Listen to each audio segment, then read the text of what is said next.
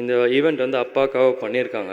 So அப்பா வந்து நான் ஃபஸ்ட்டு சகாப்தம் ஷூட்டிங் போகும்போது என்ன சொன்னார்னா, ஃபஸ்ட்டு எல்லோரும் வரதுக்கு முன்னாடி ஷாட் 6 o'clock ஃபஸ்ட் ஷாட் வைக்கிறாங்கன்னா 5:50க்கெலாம் அங்கே இருக்கணும்னு சொல்லியிருக்காரு.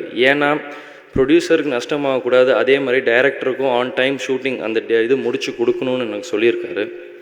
ஸோ அவர் சொன்ன மாதிரி நான் முடிஞ்ச அளவுக்கு நான் அதை கீப்பப் பண்ணிக்கிட்டு தான் இருக்கேன்.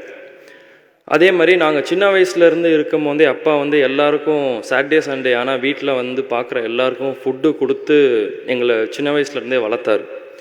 ஸோ அதே தான் நாங்கள் இன்னும் மெயின்டைன் பண்ணிக்கிட்டு இருக்கோம். அதை இன்னமும் தொடர்ந்து செய்வோம்னு நாங்கள் ஆசைப்பட்றேன். அதே மாதிரி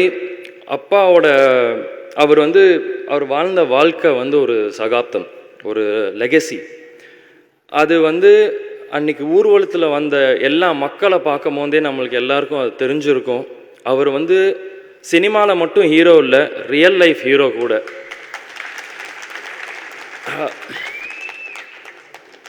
என்னால் அது இன்னும் நம்ப முடியல, இந்த மாதிரி அப்பா கூட இல்லைன்ட்டு. எங்கள் அப்பா என் கூட தான் இருக்கார், எப்பயுமே இருப்பார். இங்கே வந்திருக்க எல்லாருக்கும் நன்றி. நடிகர் சங்கம் அப்படின்னு சொல்லி இதை ஆரம்பித்தாங்க. பட் ப்ரொடியூசர்ஸ், டைரக்டர்ஸ், சினிமாவில் இருக்க எல்லாருமே இங்கே வந்து இந்த ஈவெண்ட்டை வந்து ஒரு பெரிய ஈவெண்ட்டாக பண்ணி கொடுத்துருக்கீங்க. ரொம்ப தேங்க்ஸ் அதுக்கு.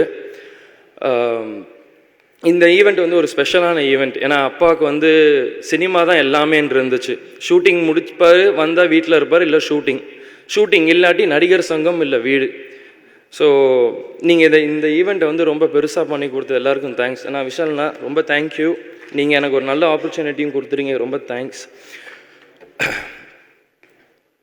எல்லாருக்கும் அன்றைக்கி அப்பாவுக்கு வந்து அஞ்சலி செலுத்த வந்த எல்லாருக்குமே நான் நன்றி சொல்லிக்கிறேன்.